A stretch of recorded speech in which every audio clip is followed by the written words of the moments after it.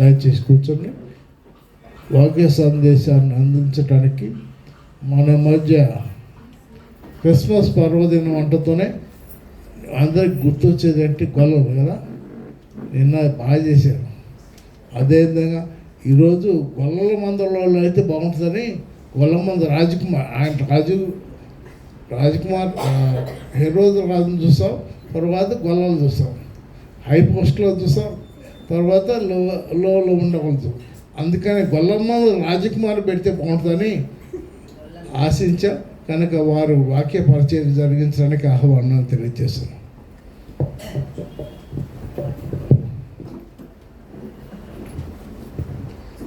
చిన్న ప్రార్థన చేసుకుందాం.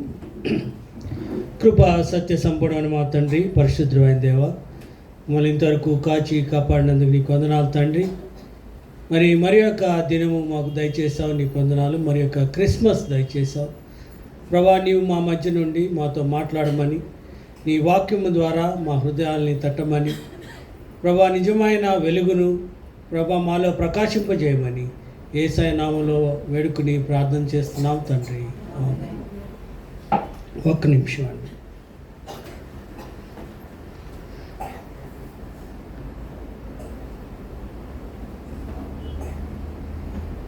సరే, మరి మీకు అందరికీ నా తరపున, కుటుంబం తరపున క్రిస్మస్ శుభాకాంక్షలు తెలియజేసుకుంటున్నాం. దేవుడిచ్చిన ఈ కృపను బట్టి మరి ఒకసారి ఇక్కడ నిలబడడానికి ఆయన చేసిన కృప. యాక్చువల్గా మరి యాకోబు గారి స్థానం ఇది. ఈరోజు క్రిస్మస్ సందేశం యాకోబు గారు ఇవ్వాలి, కానీ మరి నిన్నంతా జ్వరంతో ఉన్నారు. సాయంత్రం కూడా ట్రై చేసాం, మళ్ళీ సెలైన్లు ఎక్కించి, కానీ ఆయనకి పూర్తి స్వస్థత రాలేదు కాబట్టి నన్ను తీసుకోమన్నారు. Thank you very much for Yakobu గారు and reverend doctor Prasanna Kumar గారు. మరి ఎప్పుడు మనకి తోడుగా ఉంటున్నారు. ఈ దినాన మరి క్రిస్మస్ అనగా క్రీస్తు పుట్టుగాని మనం తెలుసుకున్నాం. చాలా కాలం నుంచి క్రీస్తు పుట్టుకను మనం చేసుకుంటూ ఉంటాం. మరి దాని యొక్క సందర్భాల్లో అనేకమైన మెసేజెస్ మనం వినుంటాం. అయితే నేను ఈరోజు నా మెసేజ్ని 2 విషయాలు చూడాలనుకుంటున్నాం. నా టైటిల్ ఏంటంటే what is the message and what is the response. Message ఏంటి, దాని రెస్పాన్స్ ఏంటి. కొంతగా సేపు ఆ దృశ్యాల దగ్గరికి వెళ్దాం. నిన్న నాటకం వేసాం, అదే దృశ్యాల గురించి మనం మాట్లాడుకుందాం. అయ్యగారు చెప్పినట్లు మొట్టమొదటిగా దేవుడు తన దూతని ఎవరి దగ్గరికి పంపించాడండి? గొల్లల దగ్గరికి పంపించాడు. గొల్లలు ఆ రాత్రి కాచుకొనిచుండగా అక్కడ వచ్చి నిలిచెను అని ఉంటుంది. నేను కొన్ని పదాలను తీశాను దాంట్లో నుంచి, కాన్వర్జేషన్స్లోంచి. మీరు కూడా దాన్ని గమనించాలని చెప్తున్నాను. ఎందుకంటే నేను థియాలజీలో ప్రాక్టికల్ థియాలజీ బాగా ఇష్టపడతాను. అంటే ఆ దినాల్లో జరిగింది ఈ దినాలలో మన జీవితాల్లో ఎలా అప్లై చేసుకోవాలనే దాన్ని ప్రాక్టికల్ థియాలజీ అంటారు. మరి థియాలజీ చదువుకున్న వాళ్ళకి 4 రకాల థియాలజీస్ ఉంటాయి. Biblical theology, historical theology, systematic theology and practical theology. మరి ఈ దినాన ప్రాక్టికల్ థియాలజీ అని ఎందుకు అంటున్నానంటే, మరి ఆ దినంలో దూత వచ్చి గొల్లలకి చెబితే మాకేంటి సార్ అనే జనరేషన్లో ఉన్నాం మనం ఇప్పుడు. అయితే వాళ్ళకి మన జనరేషన్లో ఎలాగా దాన్ని అన్వయించుకోవాలో కొన్నిసార్లు చూద్దాం. లూకా రాసిన సువార్త 2వ అధ్యాయము 8 నుంచి 20 వరకు ఈ వృత్తాంతం అంతా ఉంటుంది. మరి కొన్ని విషయాలు నేను దాంట్లో నుంచి ఎత్తి పట్టుకుంటాను. లూకా రాసిన సువార్త 2వ అధ్యాయము 8వ వచనం నుంచి, ఆ దేశంలో కొందరు గొర్రెల కాపరులు పొలంలో ఉండి రాత్రివేళ తమ మందను కాచుకొనిచుండగా, వీరు వారి పని చేసుకొనిచుండగా సడన్లీ ఒక దూత వచ్చినది. ప్రభువు దూత వారి యొద్దకు వచ్చి నిలిచెను. ప్రభువు మహిమ వారి చుట్టూ ప్రకాశించినందున వారు మిక్కిలి భయపడిరి. ఇక్కడ మహిమ గురించి కూడా మనం చూడాలి. ప్రభువు మహిమ అమాంతంగా వచ్చింది వాళ్ళ దగ్గరికి, అందుకని వాళ్ళు మిక్కిలి భయపడ్డారు. అంటే ఆ మహిమను వాళ్ళు చూడగలిగారు, అప్పటి వరకు చూడలేని వారు. అప్పటి వరకు ప్రశాంతంగా వారి జీవితము మరి నడుపుకునే వాళ్ళు మరి కేవలము దూత రాగానే దేవుని మహిమ రావడం జరిగింది. మీరు చాలా జాగ్రత్తగా గమనించండి, ఇది మన జీవితాల్లో కూడా ఇంప్లై అవుద్ది. దేవుడు మనతో మాట్లాడాలి అంటే ఆయన మహిమ కమ్ముకోవాలి. అది ఊరికినే రాదు. ఊరికినే మనం ప్రసంగం చేసేస్తే, లేకపోతే ఊరికినే ప్రసంగం వింటే రాదు. దేవుడు మనతో మాట్లాడాలంటే ఆయన ఆత్మ ద్వారా ఆవరించబడి ఉండాలి. దానికదే మనం ఏమన్నామంటే భయపడిరి, భయం కలుగుతుంది మనకి. If you are feeling fearful before the lord, then lord is going to speak to you. ఏదో వచ్చాము కూర్చున్నామంటే దేవుడు మాట్లాడు. కాబట్టి భయంతో ఆయన సన్నిధిలో మనం కూర్చోవాలి. తర్వాత దూత ఏం చెప్పిందంటే ప్రజలందరికీ కలుగుబోవు మహా సంతోషకరమైన శుభవర్తమానం. ప్రజలందరికీ, ఇట్స్ అన్ ఇంక్లూజివ్ క్రిస్మస్. ఎవరికి, మనకి ఇక్కడ కూర్చున్న వాళ్ళకే కాదు, బయట ఉన్న వాళ్ళకే కాదు, ప్రజలందరికీ, ఏ ప్రపంచంలో ఎవరున్నా కానీ వారందరికీ కలగబోయే శుభవర్తమానం మీ కొరకు తెచ్చి ఉన్నాను. దావీదు పట్టణమందు నేడు మీకు రక్షకుడు పుట్టి ఉన్నాను. అప్పటి వరకు రక్షకుడు అవసరం లేకపోయింది వీళ్ళకి. అసలు రక్షకుడు అంటేనే తెలియదు వీళ్ళకి. పాపము నుంచి రక్షింపాలి అనేది ఒక ప్రాసెస్ దేవుడు ముందుగానే డిజైన్ చేశాడు. అందుకని మన టెక్స్ట్లో ఈరోజు కూడా ఆది యందు దేవుడు ఉండెను, దేవుని వాక్యం ఉండెను. రెండవది హెబ్రీయులకు రాసిన పత్రికలో వేరే వేరే విధాలుగా మాట్లాడుకుంటూ వచ్చాడు మన మనుషులతో. తర్వాత చివరికి ఆయన స్వరూపమందు మనకి రావడం జరిగిందనమాట. కాబట్టి ఆ రక్షకుడు వచ్చాడు అనేది మెసేజ్. That's the message.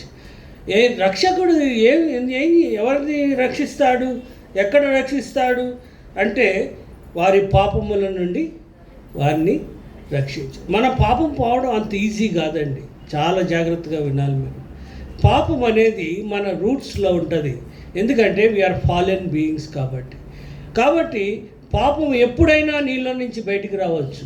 పాపం ఎప్పుడైనా నిన్ను టెంప్ట్ చేయొచ్చు. పాపంలో నువ్వు ఎప్పుడైనా పడిపోవచ్చు. అనేక మంది జీవితాలు చూసాం, మా జీవితాల్లో కూడా చూసాం. పాపం గురించి మనం టెంప్ట్ అయిపోయి చేయగలిగిన శక్తి గలది పాపం. దాని నుంచి రక్షించేది ఓన్లీ యేసుక్రీస్తు ప్రభువే. ఆయన యందు విశ్వాసం మాత్రమే అనేది మెసేజ్ ఇవ్వడం జరిగింది. రెండవది ఏం చేశారంటే తర్వాత వీళ్ళ రియాక్షన్ చూద్దాం. What are these reactions? మనం కనుక చూస్తే మీరు చెప్పండి, ఏం చేశారు వాళ్ళు? భయపడ్డారు ఒకటి, రెండు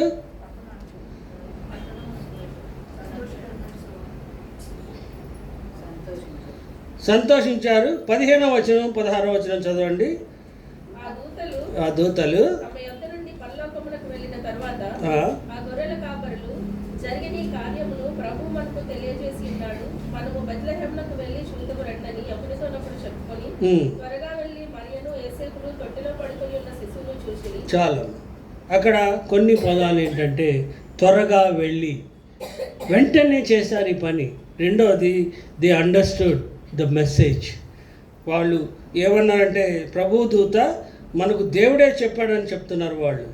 జరిగిన ఈ కార్యం ప్రభువు మనకు తెలియజేయించి ఉన్నాడు, మనము బెత్లెహేమునకు వెళ్ళి చూద్దాము రండి. So their response is very quick. మన జీవితాల్లో కూడా దేవుడు మాట్లాడుతూ ఉంటాడు. Every time when God speaks our response should be very quick. ఎందుకంటే దేవుడు అటువంటి హార్ట్నే మాట్లాడతాడు, అటువంటి హార్ట్తో ఉంటాడు, ఆయనతో రక్షించబడడానికి ఇష్టపడతాడు. దేవుడు తప్పకుండా వాళ్ళతో ఉండాలంటే, మనతో నడవాలి అంటే తప్పకుండా మన యొక్క రియాక్షన్స్ చాలా ఇంపార్టెంట్ దేవుడికి. మనం వింటాము వెళ్ళిపోతాం, లేకపోతే విని క్రిటిసైజ్ చేస్తాము వెళ్ళిపోతాం, లేకపోతే దాన్ని అనలైజ్ చేస్తాం. కానీ your obedience and your quick response to the message given to you by God, you have to immediately respond. అది మనం గొల్లల దగ్గర నుంచి నేర్చుకుంటున్నాం. తర్వాత వారు వెళ్ళి శిశువుని చూస్తారు. మరియతో చెప్తారు, వెళ్ళి ఏం చెప్తారు? 18వ వచనం, తమతో చెప్పిన సంగతులు విన్న వారందరూ మిక్కిలి ఆశ్చర్యపడిరి. దెర్ విల్ బి అంటే ఆశ్చర్యం ఉంటుంది. దేవుని యొక్క పిలుపుతూ కానీ, దేవుని యొక్క పని జరుగుతుండగా కానీ ఆశ్చర్యం కలగాలి. మనం ఏదో వచ్చేసాం క్రిస్మస్ అయిందని కాదు, కానీ మన జీవితంలో ఒక ఆశ్చర్యం ఉండాలి. అందుకనే దేవుడు ఇచ్చిన బైబిల్ని మనం రోజు చదవాలి. చదివేటప్పుడు ఏమవుతుందంటే దేవుడు మీకు విభిన్న రీతుల్లో కనబడుతూ ఉంటాడు. విభిన్న వాక్యాలు మిమ్మల్ని దర్శించుతున్నాయి. అప్పుడు మీకు ఆశ్చర్యం కలుగుతుంది. నా జీవితాన్ని దేవుడు ఇంతగా ఆశీర్వదిస్తున్నాడా, లేకపోతే నా జీవితంతో నాతో పాటు నడుస్తున్నాడా అనే కన్ఫర్మేషన్ మనకు వస్తుంది. కాబట్టి ఆ ఆశ్చర్యం లేదనుకోండి, మనలో ఆశ్చర్యం లేకపోతే చాలామంది పెద్ద స్పీకర్స్ అంటారు, దేవునితో ప్రయాణం ఎప్పుడు ఆశ్చర్యంగా ఉండాలి. ఆశ్చర్యం అంటే వావ్ అనిపించాలన్నమాట. మన జీవితంలో కొన్నిసార్లు వావ్ అనిపిస్తుంది. ఇప్పుడు ఇంటర్నెట్ వచ్చి లేకపోతే కమ్యూనికేషన్ ఫ్రీ అయిపోయి మనకు ఆ వావ్ అనేది పోయింది. అసలు ఏది చూసినా ఇది చూసాం కదా, ఇది చేసాం కదా అనే పరిస్థితిలోకి వచ్చేసామన్నమాట. కాబట్టి దేవుణ్ణి నడిచేటప్పుడు ఆ వావ్ ఫీలింగ్ రావాలి మనకి అనేది మనం చూస్తాం. అయితే ఇక్కడ మరియా ఏం చేసిందంటే భద్రము చేసుకుంది. ఇది మరి మనసులో భద్రం చేసుకుంది. మనకి కూడా ఇది ఒక లెసన్. దేవుడు చెప్పినవి భద్రం చేసుకోవాలి, వదిలేయకూడదు ఎక్కడ పడితే అక్కడ, లేకపోతే ఎవరితో వాటితో డిస్కస్ చేయకూడదు. మనము హృదయంలో భద్రం చేసుకోవాలి. దేవుడు నాకు ఇది ఇచ్చాడు కాబట్టి I have to put it in my heart. Time వచ్చినప్పుడు మీరు విట్నెస్ ఇవ్వగలిగి ఉండాలి. సో దాన్ని మనము గొల్లల దగ్గర నుంచి చూస్తాం. తర్వాత అక్కడ విన్న వాటిని కన్న వాటిని దేవుని మహిమపరిచి స్తోత్రం చేసిరి అని ఉంటారు. సో మహిమపరిచారు వెంటనే. They glorified God. ఈ వావ్ ఫీలింగ్ వచ్చినప్పుడు ఏంటంటే నువ్వు ఆగలేవు ఇంకా. ప్రభువా, నువ్వు ఎంత గొప్పవాడివి, ఇంత సామర్థ్యుడవు, ఇంత ఇంపాసిబుల్ థింగ్స్ చేసావు నా జీవితంలో, నన్ను రక్షించావు, నా పాపము నుండి వెడల్చావు అని నువ్వు యూ హ్యావ్ టు స్తోత్రం చేయడం స్టార్ట్ చేస్తావు. అది automatic reaction of a human being. కాబట్టి ఈ ఎక్స్పీరియన్స్లో మనం వెళ్ళాలి. ఇక్కడ రెండో క్యారెక్టర్ చూద్దాం, జోసెఫ్. జోసెఫ్ ఎవరంటే మరియకు ప్రధానము చేయబడినవాడు. అయితే ఈయన దావీదు కుమారుడిని క్లాన్లో నుంచి వచ్చినవాడు అనమాట. కాబట్టి మన జీవితాల్లో కూడా మన క్లాన్ చాలా ఇంపార్టెంట్. గుర్తుపెట్టుకోండి, మన తాతలు ముత్తాతలు అందరికీ ఇంపార్టెంట్. మనం ఎవరి దగ్గర నుంచి వస్తున్నామో ఇంపార్టెంట్. వాళ్ళ క్యారెక్టరిస్టిక్స్ ఇంపార్టెంట్. వాళ్ళు దేవునితో నడిచిన నడత ఇంపార్టెంట్. మనమే మొదటి జనరేషన్ అయితే మన నుంచి పుట్టిన పిల్లలకి మన జనరేషన్ ఇంపార్టెంట్.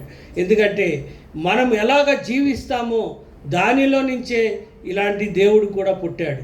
కాబట్టి ఈ క్లాన్ అనేది కూడా దేవుడికి ఇష్టం అన్నమాట. ఫస్ట్ మత్తయి సువార్త 1వ అధ్యాయం అంతా మన ఓబియా చెప్పినట్టుంది ఒకసారి, ఎవరు కన్యను అనేది.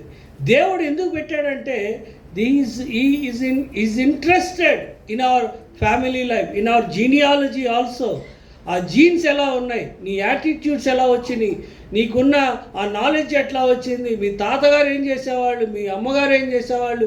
So all these things comes అంటారు జీనియాలజీ అనమాట. కాబట్టి మనం అది గ్రహించాలి. రెండవది, ఈ జోసెఫ్ గురించి మనం ఎక్కడ చూస్తామంటే మత్తయి రాసిన సువార్త 1వ అధ్యాయము 18 నుంచి 25 వరకు. ఈయనకు కూడా మెసేజ్ వచ్చింది. మళ్ళీ దేవుడు పర్టికులర్గా కొంతమందిని చూస్ చేసుకున్నాడు ఆ టైంలో మెసేజ్ ఇవ్వడానికి. సో 1వ అధ్యాయము 18వ వచనం చదువుతున్నాను.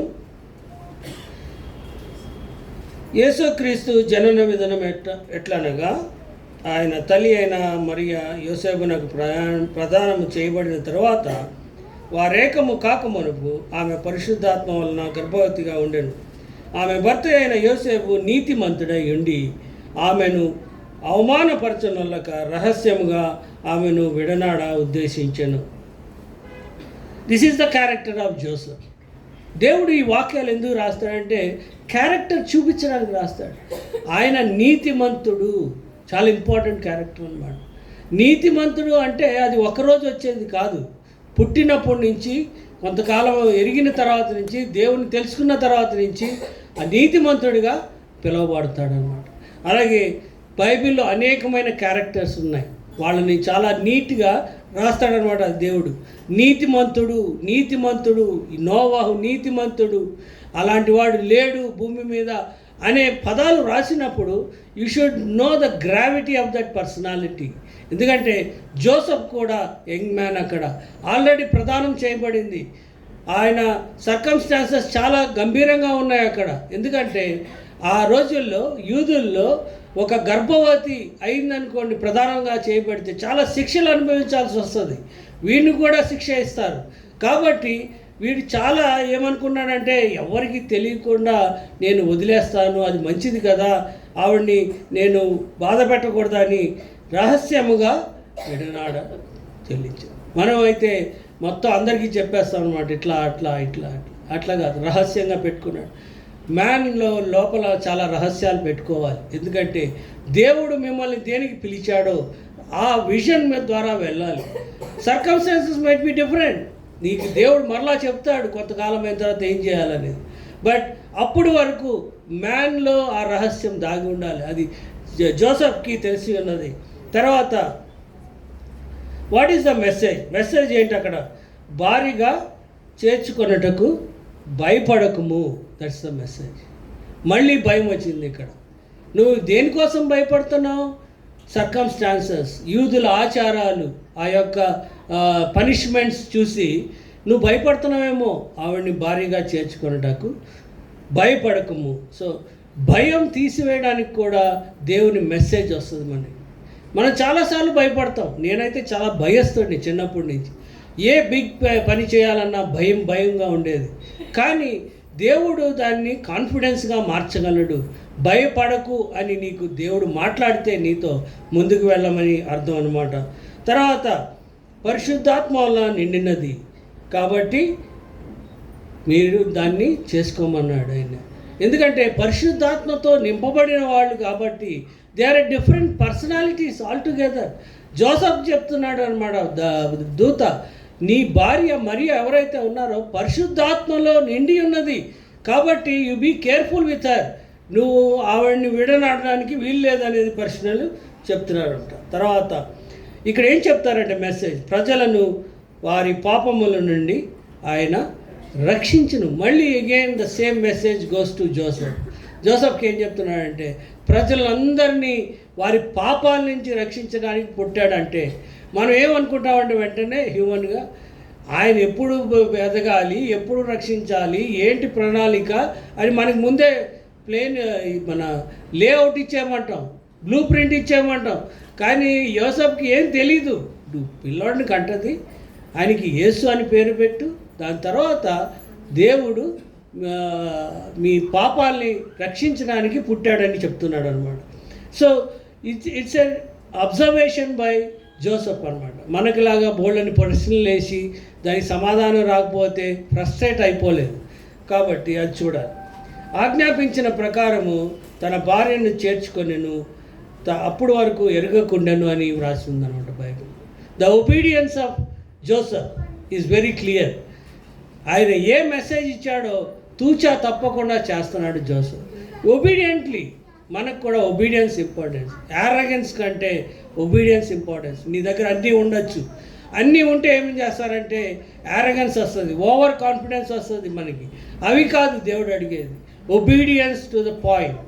దేవుడు నీతో ఏం మాట్లాడాడు, ఏ పాయింట్ మీద నీకు మరి దేవుడు చెప్తున్నాడు అనేది చాలా ఇంపార్టెంట్. ఒబీడియన్స్ అనే క్యారెక్టర్ కూడా మనలో డెవలప్ అవ్వాలి. మరి మూడవదిగా మనం మేరీ దగ్గరికి వద్దాం. మేరీ సంగతి ఏంటంటే, మెసేజ్ ఏంటంటే మేరీకి కూడా లూకా 2వ అధ్యాయము 6వ వచనం నుంచి ఉంటుంది ఆవిడది. సో మేరీకి ప్రసవ దినములు నిండినాయి. ఇక్కడ ప్రసవ దినములు నిండినాయి అంటే అప్పటి వరకు చాలా జాగ్రత్తగా ఉంది ఆవిడకి ఆల్రెడీ తెలిసిపోయింది. దేవదూత వచ్చి నీలో దేవుడే పుడుతున్నాడు, పరిశుద్ధాత్మతో నింపుతున్నాడంటే నేను పురుషుని ఎరుగనిదానని అంటది. కానీ పురుషుడు లేకుండానే పుడుతున్నాడు. ఫస్ట్ ఆఫ్ ఇట్స్ కైండ్ అనమాట. ప్రపంచంలో అటువంటి జరగలేదు. అప్పుడు ఆవిడ విశ్వాసించడం మొదలుపెట్టింది. తన విశ్వాసము మెసేజ్ రాగానే the response is the faith in God. మనమైతే ఇలాంటివి జరగలేదు కదా సార్, లాజికల్గా లేదు, రేషనల్గా లేదని మనం ఆలోచిస్తూ ఉంటాం. కానీ by faith you have to trust some things. When God is speaking to you by faith you have to see. Abraham మరి తన ఊర్లో నుంచి బయటకు వచ్చినప్పుడు ఫెయిత్లో చూడమన్నాడు దేవుడు. అందుకని అబ్రహాము విశ్వాసులకు తండ్రి అయ్యాడు. మనకు కూడా ఆ ఫెయిత్ ఉండాలి. ఇట్స్ ఏ ఇంపార్టెంట్ ఫెయిత్ అనమాట. ఎందుకంటే మనం ఏమనుకుంటాం, దేవుడు అంతా చూపించేస్తాడు, దాన్ని నమ్మడం ఈజీ, బైబిల్లో అంతా ఉందనుకుంటాం. కాదు, కొన్నిసార్లు ఏం జరుగుతుందంటే దేవుడు నీ విశ్వాసాన్ని పరీక్షిస్తాడు కూడా. అందుకనే ఇక్కడ మేరీ చూస్తే పూర్తిగా సరెండర్ చేసుకుంది. Surrendering and faithfulness is very important in our lives. తర్వాత ఆవిడ కన్యక, చాలా చిన్నదని మనం వింటున్నాం. ఎందుకంటే ఏజ్లో కూడా చాలా చిన్నది. అప్పుడు ఎన్నో ఫీలింగ్స్లోకి వెళ్ళి ఉండొచ్చు ఆవిడ, ఎన్నో పరిస్థితులు కూడా వెళ్ళి ఉండొచ్చు. But she is very very very keen on getting this done by the God. తర్వాత ఇక్కడ కూడా బహుగా తొందరపడింది, తర్వాత భయపడింది. అందుకనే మెసేజ్ ఏంటంటే మళ్ళీ భయపడకము. Again the message comes as fear not అనేది చెప్తున్నాడు. భయపడకము అనే మాట బైబిల్లో 365 సార్లు ఉందని చెప్తారన్నమాట. ప్రతిరోజుకి మనకి భయపడకము అనే సందేశం ఇచ్చాడు దేవుడు. కాబట్టి భయపడద్దు, నువ్వు నేను చేయగలిగిన ఒక గొప్ప కార్యాన్ని నువ్వు చూడాలి అని చెప్తున్నాడు అన్నమాట. తర్వాత పరిశుద్ధాత్మ నీ మీదకి దిగి వచ్చును. ఇట్స్ ఎన్ ఎక్స్పీరియన్షియల్ నాలెడ్జ్ మనకు ఉండాలి. యేసు మరి దేవుని యొక్క మరి పరిశుద్ధాత్మ యొక్క నింపుదల నీలో ఉండాలి. అది ఓన్లీ ఇంటర్నల్ ఎక్స్పీరియన్స్. మీకు మీరే చెప్పగలరు, మీకు మీరే చూడగలరు, నాకు నేనే చూడగలను. ఒకళ్ళు చెప్తే వచ్చేది కాదు, ఒకళ్ళు వింటే వచ్చేది కాదు, ఒకళ్ళని మరి ఇన్స్పైర్ అయితే వచ్చేది కాదు. పరిశుద్ధాత్మతో నింపబడాలి మనం. బికాస్ అది లేకపోతే మన ఆలోచనలు, మన సరెండరెన్స్, మన ఒబీడియన్స్ పక్కకు తప్పిపోతాయి. ఎందుకంటే we are not tuned with God. చాలామంది అంటారు ఏం చేయాలో తెలియదు సార్, ఎలా చేయాలో తెలీదు, I don't see a vision అని చాలామంది మన దగ్గరికి వస్తూ ఉంటారు. వాళ్ళకి చెప్పాలి, when you are tune with God, దేవుడు నీకు మార్గం సరళం చేసి చూపిస్తాడు. This is the way you have to go అంటాడు. కాబట్టి మనము దాన్ని గమనించాలి. తర్వాత అక్కడ ఏమంటాడంటే దేవుని మాట నిరర్ధకము కానేరదు. ఎందుకంటే ఇట్ విల్ నాట్ గో అవే. ఈ బైబిల్లో రాసిందంతా మరి రివీల్ అయింది, ఇంకా రివీల్ అవ్వాల్సింది ఉంది. కాబట్టి it will not go away. అన్నీ జరుగుతాయి కాబట్టి మనం దీన్ని నమ్మవలసిందే. By faith we have to believe. నిరర్ధకం కాదు ఎన్నటికి. నీకు ఎప్పుడన్నా దేవుడు నీకు ఒక వాక్యం ఇచ్చాడా, నీకు ఎప్పుడన్నా వాగ్దానం ఇచ్చాడా, నీకు ఎప్పుడన్నా మరి ఫలానా రోజు ఎవరి ద్వారా ఇన్స్పైర్ చేయబడ్డావా, కానీ అది జరగట్లేదు అనుకో, don't worry, you will be blessed in the time, right time, in his time. ఎందుకంటే మనము దానికోసం ఎదురు చూడాలి. ఈ ఓన్లీ బ్లెస్సింగ్స్ కంటే నీ యొక్క జీవితము, ఆయనతో నడవడిక, ఆయనతో మరి ఆయన యందు విశ్వాసము చాలా ఇంపార్టెంట్ ప్రయారిటీస్ అన్నమాట. మన ప్రయారిటీస్ని తొలగించడానికి సాతాను చాలా తీసుకొస్తుంది మన ముందుకి. అయ్యో నీకు ఇది అవ్వలేదే, నీకు ఇది అవ్వలేదే, నీ వాళ్ళు ఇట్లున్నారు, వాళ్ళు ఇట్లున్నారు, నీలో బాధను కలుగు చేస్తుంది. But that is not the priority. Priority is with God, tuning with God. పరిశుద్ధాత్మతో నింపబడడం అనేది మనం చూడగలుగుతున్నాం అక్కడ. తర్వాత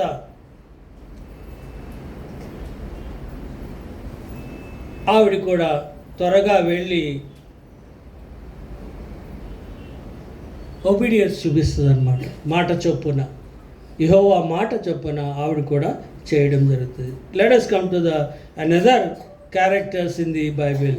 అక్కడ జ్ఞానులు మరియు హేరోదు. మరి హేరోదు జ్ఞానులు, ఆ దినాల్లో హేరోదు రాజుగా ఉన్నాడు. అప్పుడు ఈ జ్ఞానులు ఎవరంటే దే ఆర్ ద రీసెర్చర్స్. మన జీవితాల్లో రీసెర్చ్ ఇంపార్టెంట్ అనేది మనకు తెలుసుకోవాలి. అమెరికా ఎందుకు ఇంత ఎత్తుగా వెళ్ళిందో తెలుసా మీకు? They have a research fund, చాలా పెడతారు ఆల్మోస్ట్. అందుకని నోబెల్ ప్రైజెస్ అన్నీ వాళ్ళకి వెళ్ళిపోతాయి. అదే కాకుండా జ్ఞానము వెతకడానికి ట్రై చేస్తారు. మనం కూడా చేయాలి. భారతదేశంలో అతి తక్కువగా చెప్తారు మనకి కొన్ని స్కూల్స్లోనే చెప్తారు రీసెర్చ్ ఎట్లా చేయాలి, ఎట్లా దేవుణ్ణి కనుక్కోవాలి, లేకపోతే ఎట్లా ఇది ఎలా తయారైందో కనుక్కోవాలి అనేది చాలా తక్కువ ఉంటుంది. కానీ ఈ జ్ఞానులు అప్పటికే రీసెర్చ్ స్టార్ట్ చేశారు. వాళ్ళు ఒక చుక్కను కనిపెట్టారు తూర్పు దిక్కున. అందుకని వచ్చి మన రాజుగారి దగ్గర అడుగుతున్నారు, రాజుగా పుట్టినవాడు ఎక్కడ? వాళ్ళకి ఆల్రెడీ తెలిసిపోయింది ఈజ్ ద కింగ్ అని. రాజుగా పుట్టినవాడు అంటే చిన్నప్పుడు రాజు అని ఎట్లా తెలిసిపోద్ది వాళ్ళకి? దే సా ద స్టార్స్ అన్నమాట. ఆ స్టార్స్ యొక్క మరి ఆ యొక్క సైన్స్ని బట్టి they could understand that this person who is Born on this day with in this place తప్పకుండా రాజు అవుతాడు, ఆయన సింహాసనము యుగ యుగములకి ఉంటుందని వారు చెప్పగలిగారు అన్నమాట. ఆయన ఏదో ఆ టైంలో ఉండి వెళ్ళిపోయేది కాదు. ఆయన వచ్చాడంటే ఆయన సింహాసనం ఉందంటే యుగ యుగములు, మనం చనిపోయినా, మన తాతలు చనిపోయినా, మన జనరేషన్స్ చనిపోయినా కానీ ఆయన సింహాసనము కదల్చబడదు. ఆయన మరలా వస్తాడు, మరి సింహాసనం మీద కూర్చుంటాడు అన్నమాట. తర్వాత జ్ఞానుల్ని ఏం చెప్తాడంటే, వీరు రహస్యంగా మీరు వెళ్ళి మరి చూసి రండి, తర్వాత నేను కూడా చూస్తాను. వీరు బంగారము, బోళము, సాంబ్రాణి విలువ గల పరిస్థితులు తీసుకొచ్చారు. So one you giving to the lord, వాళ్ళకి అర్థమైపోయింది ఈ ప్రపంచంలో నా దగ్గర ఉండడం కంటే రాజు దగ్గర ఉండడం చాలా important. We have to give it to the lord, what ever we have to give it to the lord. తర్వాత ఒబీడియన్స్ చూస్తాం, ఎందుకంటే మధ్యమలో దేవదూత వారికి చెప్తుంది అనమాట, మళ్ళీ మీరు ఇటు వెళ్ళండి, అటు వెళ్ళండి, హేరోదు రాజు తిరిగి వెళ్ళొద్దని చెప్తుంది. సో ఒబీడియంట్ పీపుల్ అనమాట వీళ్ళు కూడా. ఎంత జ్ఞానం ఉన్నా కానీ, ఎంత రీసెర్చ్ ఉన్నా కానీ ఒబీడియన్స్ ఈజ్ వెరీ ఇంపార్టెంట్. దేవుడు ఆ ప్రయారిటీని చూస్తాడు మనలో, కాబట్టి మనం అది చూడాలి. తర్వాత మీరు వచ్చి సాగిలిపడి పూజించి కానుకలు అర్పించరి. So their reverence to the Lord, వారి యొక్క మరి హృదయంలో ఆ రివరెన్స్ ఉండాలి. మన జీవితాల్లో కూడా రివరెన్స్ ఉండాలి. మన జీవితాల్లో కూడా దేవుడు అంటే భయము, భక్తి ఉండాలి. మన యొక్క థియాలజీలు చూసుకుంటే, లేకపోతే ఏఎల్సీలో ఉన్న లూథరన్ సంఘాలు చూసుకుంటే చాలా భక్తిగా ఉండేవాళ్ళం. కానీ స్లోగా భక్తి పోయింది. జనరేషన్స్ మారే కొలది ఆ భయం పోయింది. దేవుడు మనోడే అన్నట్టు తిరుగుతున్నాం ఇప్పుడు. కానీ మనం ఆ భయము భక్తిలో పెరగాలి. ఆ భయము భక్తిలో యూత్ పిల్లలు గ్యారంటీగా ఉండాలి. ఎందుకంటే మీరు యూత్లో కనుక దేవునికి భయభక్తులతో జీవిస్తే మీ జీవితాలు సమాధానంగా ఉంటాయి. అందుకే అన్నాడు, నేను సమాధానం ఇవ్వడానికి వచ్చాను. మీకు తర్వాత తెలుస్తుంది మీ లైఫ్లో వచ్చే కష్టాలను చూసి, ప్రభువా ఎందుకంటే దేవుడు చెప్తాడనమాట, మీరు యూత్లో నా కాడి మోయలేదు మీరు, కాబట్టి ఇప్పుడు మోయడం నేర్చుకోండి అంటాడు. కాబట్టి మరి యూత్గా మీరు తప్పకుండా ఆ మార్గంలో వెళ్ళాలని, మరి ఒబీడియన్స్ అనేది మీ జీవితాల్లో పెట్టుకోవాలి. భయము భక్తి అనేది మీ జీవితాల్లో పెట్టుకోవాలి. తర్వాత హేరోద్ రియాక్షన్ ఏంటంటే, నేను ఎలాగైనా వీడిని చంపేయాలని. ఎందుకంటే హిజ్ వర్డ్ ఈజ్ ఫైనల్ అనమాట. ఎందుకంటే మరి ఆయన్ని చంపితేనే కానీ ఈయన రాజ్యానికి ప్రాబ్లం అని. ఇప్పుడు ఇదే పరిస్థితులు భారతదేశంలో కూడా ఉన్నాయి. చాలాసార్లు మీరు చూస్తున్నారు టీవీల్లో, లేకపోతే రీల్స్లో.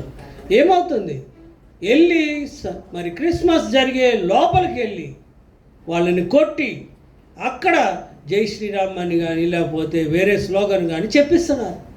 ఎందుకు పెడుతున్నారంటే అదంతే. ఎందుకంటే హేరోదు మనస్తత్వం ఉన్న వాళ్ళు ఎక్కువైపోతారు. వచ్చే కొలిది వాళ్ళు వస్తారు, వచ్చి డిస్టర్బ్ చేస్తారు, మరి నాశనం చేయడానికి చూస్తారు, చర్చిలు పగలు కొడుతున్నారు. ఈ క్రిస్మస్ టైంలో చాలా ఎక్కువ అయిపోయినాయి. ఎవడో క్రిస్మస్ తాత బొమ్మను అమ్ముతుంటే కొడుతున్నారు. మీరు ఇక్కడ అమ్మడానికి వీల్లేదు, నువ్వు క్రిస్మస్ తాత, నువ్వు వేరేది అమ్ముకో, కానీ ఈ క్రిస్మస్ తాత లేదు అంటే వాళ్ళలో కూడా భయం వస్తుంది. ఏ రోజులో ఎలాంటి అలజడి వచ్చిందో, ఏ రోజులో ఎలాంటి ఇన్కన్వీనియన్స్ భయం వచ్చిందో సేమ్ భయం వేరే వాళ్ళకి కలగాలి. అందుకనే క్రైస్తవ సంఘం నించున్నప్పుడు వేరే వాళ్ళు దడదడలు ఆడిపోతూ ఉంటారు. బయటికి గట్టిగా అరుస్తారేమో నీ మీద, బయటికి పాలసీలు తీసుకొస్తారేమో. దే కాంట్ స్టాప్ దిస్ సువార్త అనమాట. ఎందుకంటే దేవుడు దీన్ని నియమించాడు, నిర్మించాడు. ఏ ఒక్కటి కూడా జరగకుండా ఉండదు అన్నాడు. కాబట్టి అన్నీ జరుగుతాయి కాబట్టి మనం భయపడాల్సిన అవసరం లేదు. ఎందుకంటే ఇవి చూసినప్పుడు చాలామంది రియాక్టివ్గా వాళ్ళు కింద రాసేస్తారు, దేవుడు చూసారా ఎంత కష్టాలు నష్టాలు పెడుతున్నాడు. ఇది ఇప్పుడు నష్టం కాదు, ఇప్పుడు కష్టం కాదు, ఫ్రమ్ ద బిగినింగ్. ఏ రోజు ఉన్నప్పుడు రక్తపాతం జరిగింది, అదే తీసుకొస్తున్నాం మీ దానికి. 2 సంవత్సరాల కింద ఉన్న పిల్లల్ని చంపేయమన్నాడు. ఎందుకు? కేవలం యేసు ప్రభుని చంపాలి. యేసు ప్రభు దొరకలే, నమూనా దొరకలే, మొత్తం నాశనం చేసామన్నారు. Same thing happening to Christians today. నువ్వు క్రీస్తుని నమ్ముకుంటే నీకు కష్టాలు రాక తప్పవు. ఎందుకంటే ఆ రోజు చాలామంది అమాయకులు ఉండుండొచ్చు, చాలామంది చిన్నపిల్లలు ఉండుండొచ్చు. వారు ఎంత అమాయకులు అంటే అది కూడా ప్రొఫెసీలో రాసి పెట్టాడు, డ్రామాలో అంగలార్పు మీరు వింటారు. ఎందుకంటే నాశనం చేసేసారు. 2 సంవత్సరాల కంటే చిన్న ఉన్న వాళ్ళందరినీ చంపేమన్నాడు.